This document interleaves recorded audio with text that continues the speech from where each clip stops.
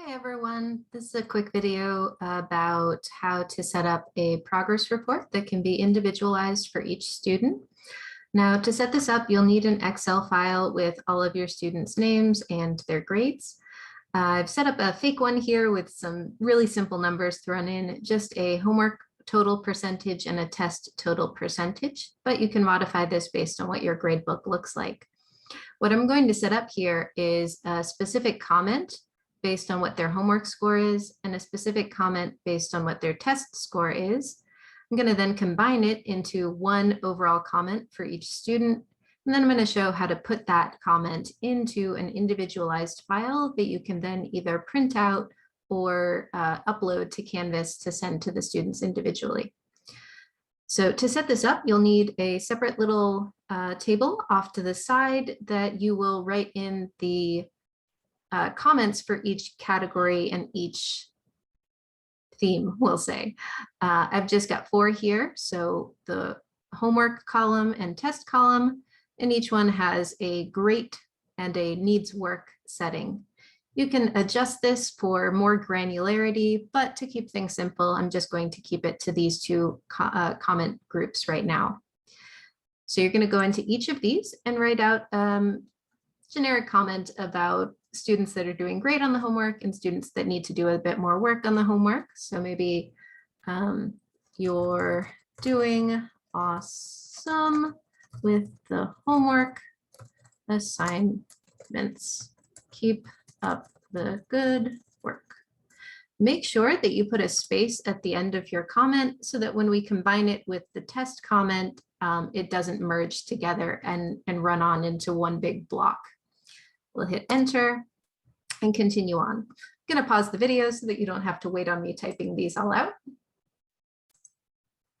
Okay, so I've filled out all of the comments now.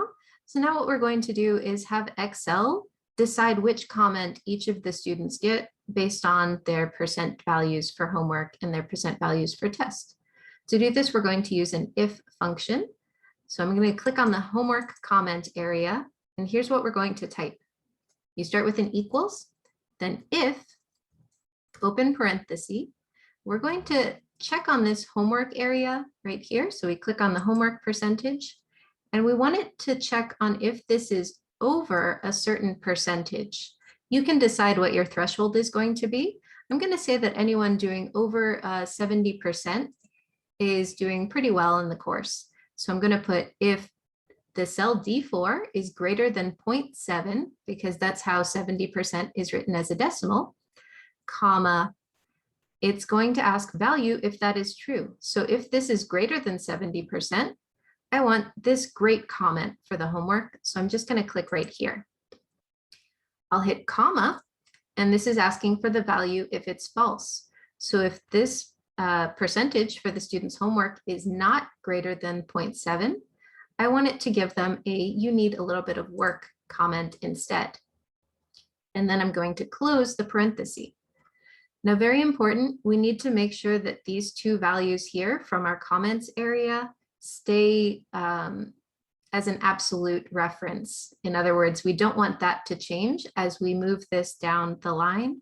So what we're going to do is click in the middle of this K4 and type F4 on your calculator, the F4 button at the top. It's going to put these little dollar signs in front of the K and in front of the 4 in my case, and that will make sure that this stays put as we mess with this function in a moment. So another F4 for here. So in other words, your first value should just be exactly whatever cell this number is from, and your 2 comment fields need to have the dollar signs in front of them. We'll simply hit enter. You can see that it's taken the you've completed your completion of homework assignments needs work comment because this person has only received a 55% on the homework. We're going to click on this and grabbing this little box in the bottom right corner, we're clicking and dragging it all the way down to the bottom. And that repeats the same formula for all of these cells. Notice that it kind of runs into the other fields. That's okay, don't worry about that right now. We're going to do the same thing with the test comment area. So I click on the top field, we say equals if parenthesis This time, if the test score is greater than 70%, comma, give the grade comment. And if not, give the you need work comment. Close parentheses. And once again, we need to put the $signs in front. If you're having trouble with the F4 button, you can manually type the $signs as well. That works out just the same. We hit enter. Now, once again, we're going to drag this down so that it goes to all of these entries. Finally, we want to combine both of these comments. So for full comment, here's what we're going to type.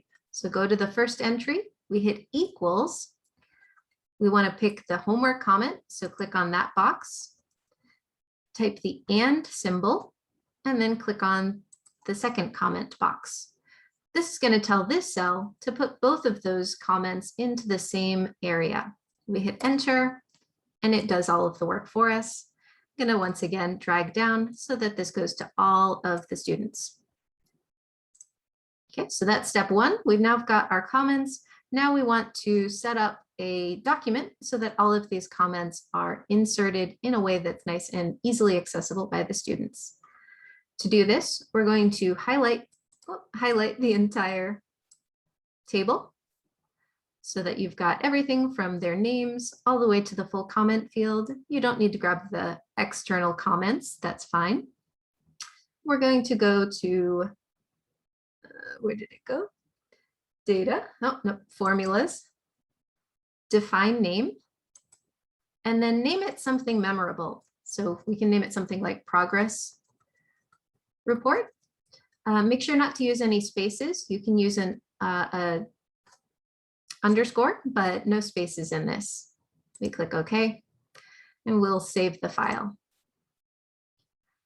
Now we're going to move over to Word, and you want to set up some sort of template that you can put the data into.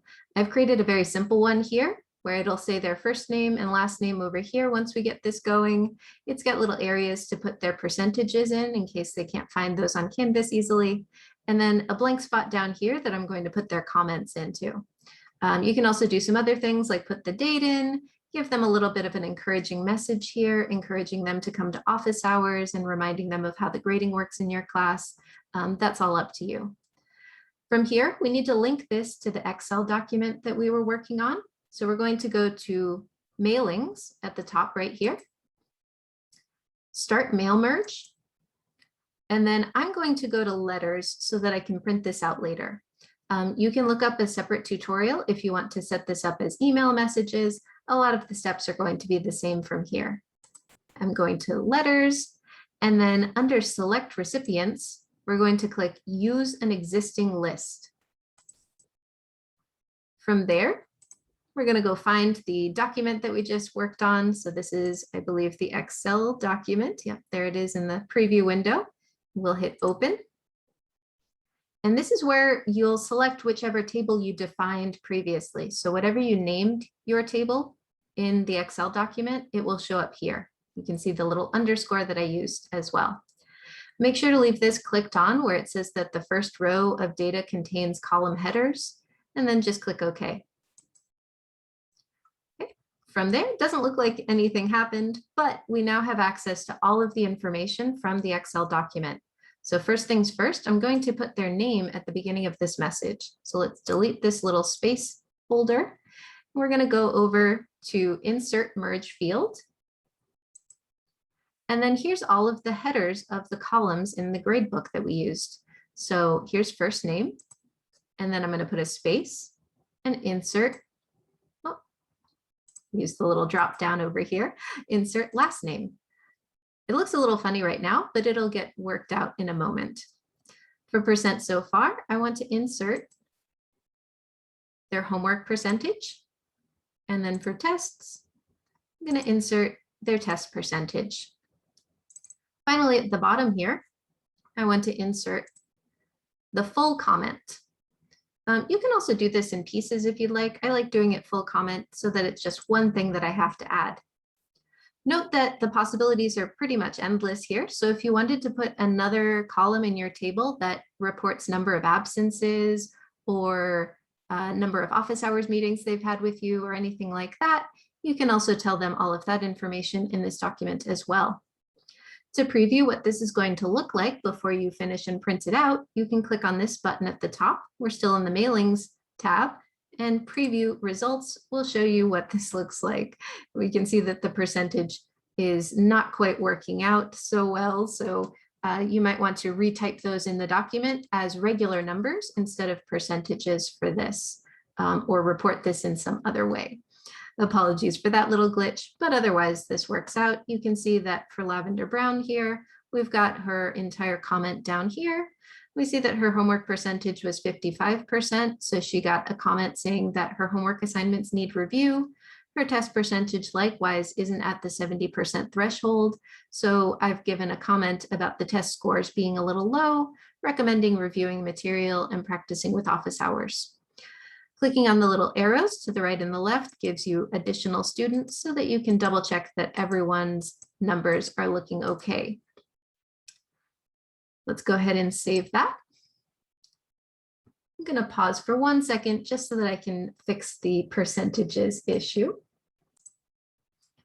Okay, so I fixed the issue. Just in case anyone runs into the same problem, I have just replaced all of the homework and test percentages with regular numbers, so 56 instead of 56%.